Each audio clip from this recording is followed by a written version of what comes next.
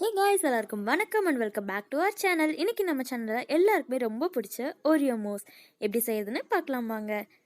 அதுக்கு இன்றைக்கி நான் ஒரு ஓரியோ பிஸ்கட் பேக்கெட் எடுத்திருக்கேன். ஓரியோ ஒரிஜினல் ஃப்ளேவரில் 30 ருபீஸ் பேக் எடுத்திருக்கேன்.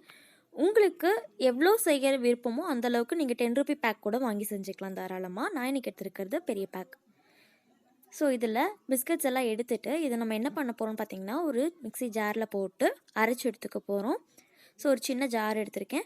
அதில் இந்த பிஸ்கட்ஸ் எல்லாம் சும்மா கையிலேயே 1-2 உடச்சி போட்டுக்கலாம். ஸோ அது அரைப்படுறதுக்கு ஈஸியாக இருக்கும். க்ரீம்லாம் நம்ம செப்பரேட் பண்ணணும் அவசியம் இல்லை.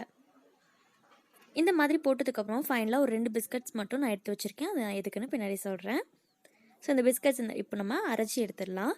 எதுவுமே ஆட் பண்ண வேண்டாம். ஜஸ்ட் இந்த மாதிரி ஒரு 5 பல்ஸ் பண்ணிங்கன்னா போதும். இந்த மாதிரி பவுடரை நமக்கு கிடச்சிரும். நம்ம அரைச்சி எடுத்துருக்க இந்த பிஸ்கட் பவுடரை வந்து ஒரு பவுலில் மாற்றிட்டேன். இப்போது இந்த பவுடர்லேருந்து நான் ஒரு டீஸ்பூன் அளவுக்கு பிஸ்கட் பவுடரை வந்து தனியாக எடுத்து வச்சுக்க போகிறேன். அதுவும் இதுக்குன்னு நான் பின்னாடி சொல்கிறேன். ஸோ வீடியோவை ஸ்கிப் பண்ணாமல் ஃபுல்லாக பாருங்கள். ஸோ இப்போ நம்ம பேலன்ஸ் இருக்கிற இந்த பிஸ்கட் பவுடரில் பார்த்தீங்கன்னா அன்சால்டட் பட்டர், இது வந்து ஆப்ஷனல் தான், பட் நீங்கள் சேர்த்துக்கிட்டிங்கன்னா ரொம்ப டேஸ்ட்டாக இருக்கும். இது ஒரு டேபிள் ஸ்பூன் அளவுக்கு மெல்ட் பண்ணி எடுத்திருக்கேன். போட்டு நம்ம இந்த மாதிரி கொஞ்சம் கொஞ்சமாக ஆட் பண்ணி மிக்ஸ் பண்ணி விட்டுக்கலாம். ஸோ மோஸ்ட்டில் வந்துட்டு இது வந்து ஒரு பாட்டம் லேயராக இருக்க போகுது. இது வந்து ஒரு கை பிடிச்சிங்கன்னா ஒரு உருண்டை மாதிரி பிடிக்க வரணும். அந்த லெவலுக்கு வந்ததுக்கப்புறமா நம்ம இதை வந்துட்டு எதில் நீங்கள் வந்துட்டு போட்டு வைக்க போகிறீங்களோ அந்த கிளாஸில் நம்ம இதை எடுத்து போட்டுடலாம். ஸோ நான் பார்த்தீங்கன்னா இந்த 2 கிளாஸில் தான் இன்றைக்கி நான் இதை வச்சு கொடுக்க போகிறேன். அதனால் இதில் நான் போட்டுக்கிறேன். ஈவனாக 2 கிளாஸ்லேயும் போட்டு லெவல் பண்ணிக்கலாம். இந்த மாதிரி ஒரே மாதிரி இருக்கணும் பாருங்கள். செட் பண்ணி வச்சுருக்கேன். நீங்கள் பட்டர் போட்டிங்க அப்படின்னா அது நல்லா செட் ஆகி கிடைக்கும். ஸோ அடுத்து பார்த்தீங்கன்னா விப்பிங் க்ரீம் எடுத்திருக்கேன். விவோ அப்படிங்கிற பிராண்டில் எனக்கு கிடைச்சது. உங்களுக்கு எந்த பிராண்ட் கிடைச்சதுனாலும் நீங்கள் அதில் ட்ரை பண்ணலாம். இல்லை விப்பிங் க்ரீம்லாம் எனக்கு கொஞ்சம் கஷ்டம், ப்ராசஸ் அதிகம் அப்படின்னு நீங்கள் ஃபீல் பண்ணுறீங்க அப்படின்னா டேரெக்டாக நீங்கள் ஐஸ்கிரீம் இருக்கு இல்லையா, எந்த பிராண்ட் ஐஸ்கிரீம் வேணாலும் நீங்கள் வச்சு ட்ரை பண்ணலாம். ஃப்ரெஷ் க்ரீம் எதுவும் எனக்கு கிடைக்காது அண்ட் இந்த மாதிரி என்னால் பிளெண்ட் பண்ணி அது கன்சிஸ்டன்சி கொண்டுட்டு வர முடியாது அப்படிங்கிறவங்களுக்கு அது ரொம்பவே ஈஸியாக இருக்கும். இப்போ பார்த்தீங்கன்னா நான் எடுத்து வச்சுருந்தேன் இல்லையா, ஒரு ஸ்பூன் அளவுக்கு அந்த பிஸ்கட் பவுடர், அதை இப்போ இது கூட ஆட் பண்ணிக்கிறேன். நம்ம செய்ய போகிறது ஓரியோ மோஸ் இல்லையா, அதுக்கு நல்ல ஃப்ளேவர் கொடுக்கறதுக்காக அந்த க்ரீமில் நான் இப்போது ஓரியோவோட பிஸ்கட் பவுடரும் நான் ஆட் பண்ணிவிட்டு கடைசியாக ஒரு பிளெண்ட் பண்ணிட்டேன். எவ்வளோ அழகாக அந்த பீக்ஸ் வந்திருக்கு பாருங்கள். ஸோ இப்போ நான் இதை ஒரு பைப்பிங் பேக்கு மாற்ற போகிறேன். நமக்கு ரொம்பவே சூப்பராக க்ரீம் ரெடி ஆயிடுச்சு. எந்த அளவுக்கு அது நல்லா கெட்டியாக சாஃப்டாக கிடச்சிருக்குல்ல.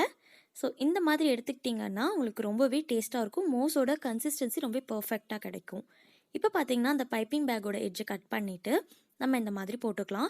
இது நீங்கள் பைப்பிங் பேக் இல்லை அப்படின்னா நீங்களே ரெடிமேடாக வீட்டில் ஜஸ்ட் தால் பேக்கெட் அந்த மாதிரி எந்த கவரில் வேணாலும் நீங்கள் போட்டுக்கலாம்.